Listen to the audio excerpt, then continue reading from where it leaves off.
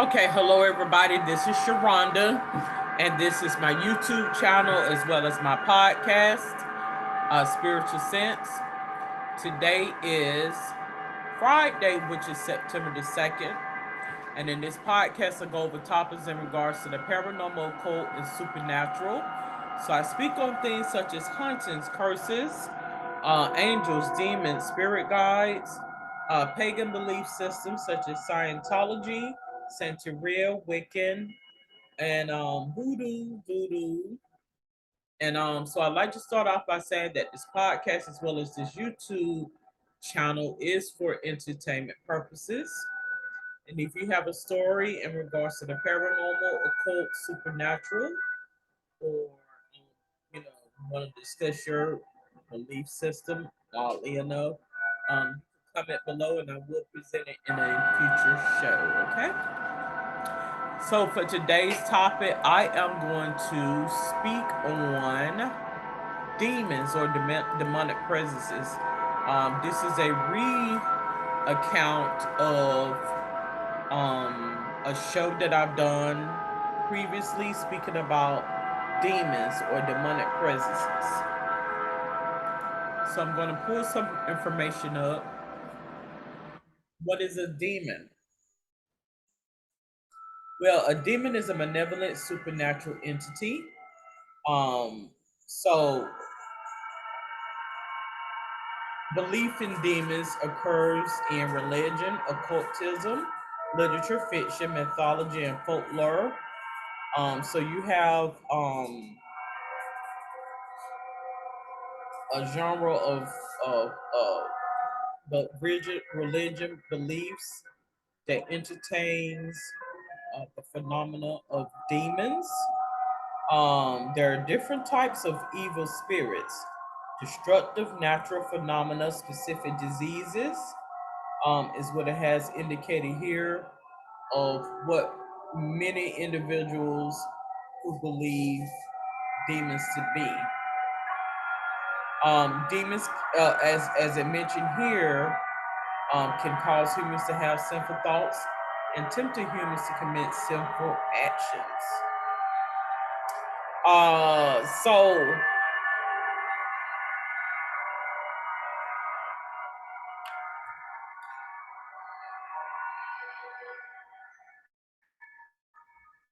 it mentions that demons are feared largely due to their alleged power to possess living creatures.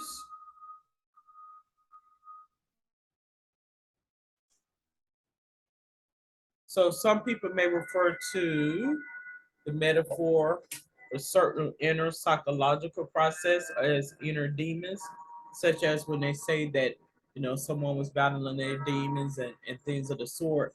But that's ultimately what that is. It is a demonic presence, it is a demonic force. And once you go through um, an attack, a spiritual attack as such, then that will become apparent to you, and you'll begin to understand what mental as well as physical um, battles and challenges are stemming from. Okay.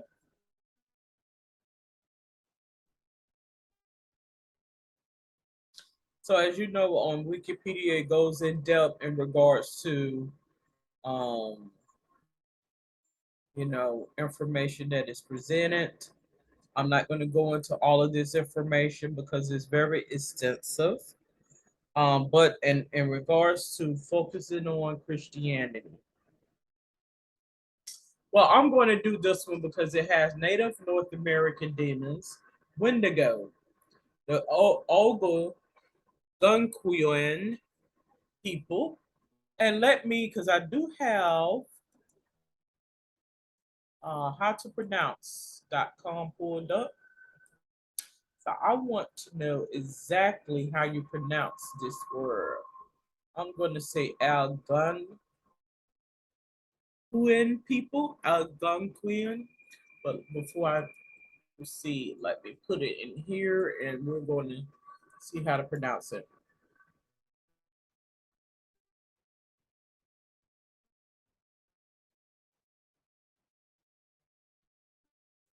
Algonquin. Algonquin. Okay, so it mentions that Algonquin people traditionally believe in a spirit called Wendigo. The spirit is believed to possess people who then become cannibals. In Athabascan folklore, there is a belief in Wituji, a similar cannibal spirit. So I'm going to click on this Wendigo.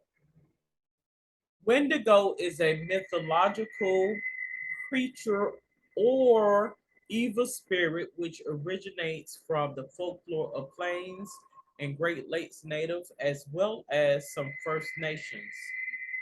It is based in and around the East Coast forests of Canada, the Great Plains region of the United States, and the Great Lakes region of the United States and Canada, grouped in modern ethnology as speakers of Algonquian family languages. The Wendigo is often said to be a malevolent spirit, sometimes depicted as a creature with human-like characteristics, which possesses human beings.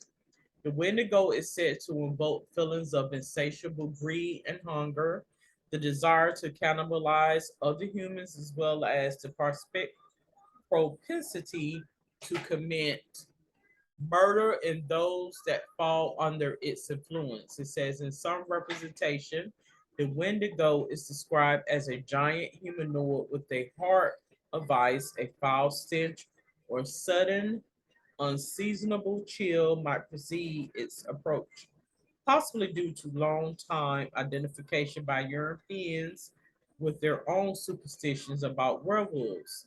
For example, as mentioned in the Jesuit relations below. So in modern psychiatry, the Wendigo lends its name to a form of psychosis known as Wendigo psychosis, which is characterized by symptoms such as an intense craving for human flesh and an intense fear of becoming a cannibal. Wendigo psychosis is described as a culture bound syndrome. Um, so it says there is an insatiable greed and destruction of the environment are also thought to be symptoms of Wendigo psychology or psychosis. So, and folklore mentions that it is a part of a traditional belief system of a number of Algonquian speaking peoples. Um, it is malevolent again, it's cannibalistic, supernatural being. They were strongly associated with winter, the North coldness, famine, and starvation. Um, so I honestly feel as though a lot of these folklore and mythology and things is to provide clarity and insight in reference to when a person don't come forth right out in their desires. Like if somebody feels like, we're trying to cut back on rations in terms of food and productivity in terms of food and the number of food that we're getting out, of course, we're going to present some type of fictitious desire out. And I do feel as though God would put um he would it would be communicated in terms of as they were referred to it as mass hallucination because we presented this on the TV screen, and if you accept it as your reality, then it will become apparent to you what that is, and then you will in turn not want to eat. It works the same way in terms of crime. It works the same way in terms of filth and disgust or stench, whatever we want to present out. So if you see by way of the TV, which is a mass communication tool, which would perpetuate a hallucination, if you believe it, then it will fall suit. So say for instance, if we are in a society that favors a heavier woman, then we will put out things that would make not wanting to eat a crime, or may not wanting to eat a sin. So that's the opposite as what is being depicted, I think, in this society of America, where the so-called standard of beauty is to be the epitome of what we see on TV. And oftentimes you may have other influences who may feel to the contrary. So it's whatever you are receptive to. So this is why I feel as though there's a need to focus on one particular thing, because when you begin to entertain so many different things, you don't know how to think or where it's coming from. But if you accept it as your reality, then it will perpetuate in your being, and you will see things such as um, somebody who may be frail versus somebody who may be morbidly obese, or whatever the case may be. So these type of things is God giving you discernment and insight as to how you can use folklore, mythology, and things to cause adversary to what you may want. Whatever may be popular, you know, to cause a difference in that, or whatever. It's a controlling factor, propaganda to get you to fall suit to it. Okay, so that's basically what it is. I do believe that.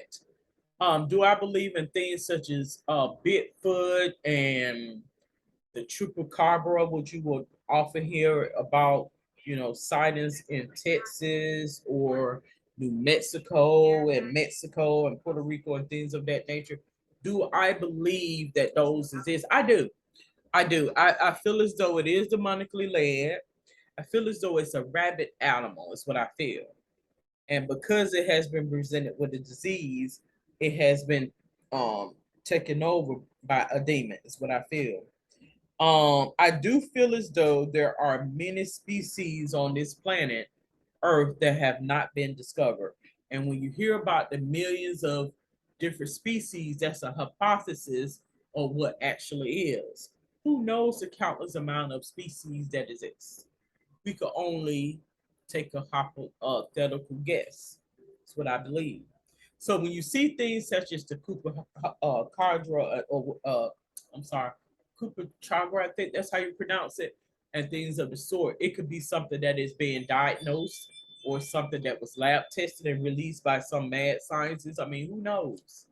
Those are demonic spirits, and God will make that apparent to you as such.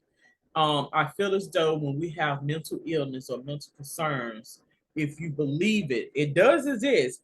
But if you believe in it, then it will take precedence in your life, in your being. And that's basically what demonic presences and spirits are. It's the battle of the mind to get you to believe it.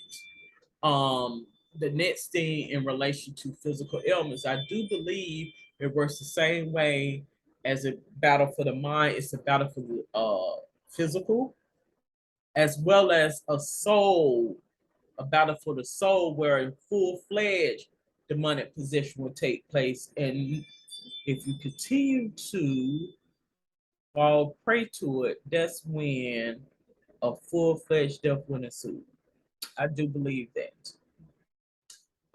Demons are real. They do present themselves. They are all around. They are adversary to what is favorable. We all can be inhabited by them. That's why I feel as though people must hang on to things that make them feel good. Because if I don't have these things and all my world fall apart, it would turn me into a demon. And oftentimes I think this is why certain individuals are put in unfavorable circumstances, because they use that to their advantage. That's what I feel. And I think people that are that essentially they are exploited to be demonic, and they capitalize off of that, is what I feel. And I'm gonna play devil's advocate and tell you what it is, because I know exactly what that is. It's a fight to the fittest, and how you're simply carrying out the desires of someone who looking to keep their ducks in the row. Okay. So I have an article pulled up here from the National Library of Medicine in reference to depression and demonic possession. So it says the analyst, as an it says it's an abstract article. It says man's attempt to understand mental illness, especially depression, have historically alternated between two general concepts: a belief in some form of evil spirits that have invaded the body, or of an internal black toxic substance, melancholia. Each age and culture can be found to have devised its own appropriate treatment for depression. To remove the biochemical cause of the disease process by means of prayer, exorcism, or fire, or to do away with the evil spirit. Psychoanalysis have evolved a concept of depression that deals with ideas about interjects. Rather than conceiving of them as concrete toxins or demons, psychoanalytic treatment is cognitive technique for exercising certain identifications by delineating them and then neutralizing them through understanding. The superficial similarity of both concepts abate substituting a tangible substance by an idealization or ideational one helps to explain why it has been so difficult to avoid the temptation to refine psychoanalytic concepts. The Greeks' black humor, the demon, and the mental construct of an ambivalent introject can be understood as different metaphors of a similar universal concept. So, you know, in regards to mental illness, mental health, things of that sort, you know, you believe what you choose to believe. You know, as I mentioned, the podcast is optional. I just give my own account as to what my eyes has presented with, what presents to me, what perspective that my eyes have seen in this life experience in regards to demons, demonic possession, and things of the sort. I mentioned that I felt as though angels and demons are one and the same. I think they could be put at that threshold. I think when you get to a point where you see an artist, quote unquote, depiction of an angel, this is God's way of it's more or less like a taunter or mocking to show you that this is who what this didn't do for you and what I'm doing for you. So when you begin to see angels, why did it happen in the first place? Because a lot of times people like to say, my guardian angel shielded me or helped me or whatever. Okay, why did it even happen in the first place? So you got to ask yourself that. It also mentioned about he will come as a bright and shining armor or as an angel of the light. So you got to be very, very conscientious as to deception. The biggest trick the devil ever pulled is convincing the world he did not exist. Okay? So think of that, food for thought. But demons are real. I have seen the devil, and it's not a nice sight to see. I've have witnessed the devil. I have seen several demonic spirits and presences. People refer to that as mental illness. No, that's God giving you inclination about a situation. It's basically what I feel. Um, I think more people see these things more so than they would let people on to know, because people oftentimes are afraid of what people think of them and how people review them and how they are perceived by people. But once you have been put to the storm, that's none of your concern what people think of you when it comes to a spiritual path that God has you on. Okay. So I think I just wanted to touch bases and give an update on demonic presences. Demonic presences are real. I did mention that angels and demons are one and the same. You got different forms of angels, okay? And I think there's a duality. When you speak in terms of angels and demons and things of the sort, there is a duality, such as the angel of death. You know, I've spoke about that before. The angel of death is a real angel. But it's an angel of death. It's here to what? Transition you over. Exactly. So do you refer to that as an angel or do you refer to that as a demon? Is that a demon because in this life experience, based on the laws of land that we are contained to, this existence, this science-based logical world, is it a demon because that's what its job is to do? And when I'm speaking about the unseen. I'm not speaking about actual people who can be as a angel of death. I'm speaking about the actual unseen. So will we say that because it's an angel of death that it's a demon if it's doing its job?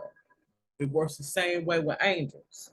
Their job is to do their job and nothing to the contrary. So if you're doing anything out of sync of what is quote unquote godly,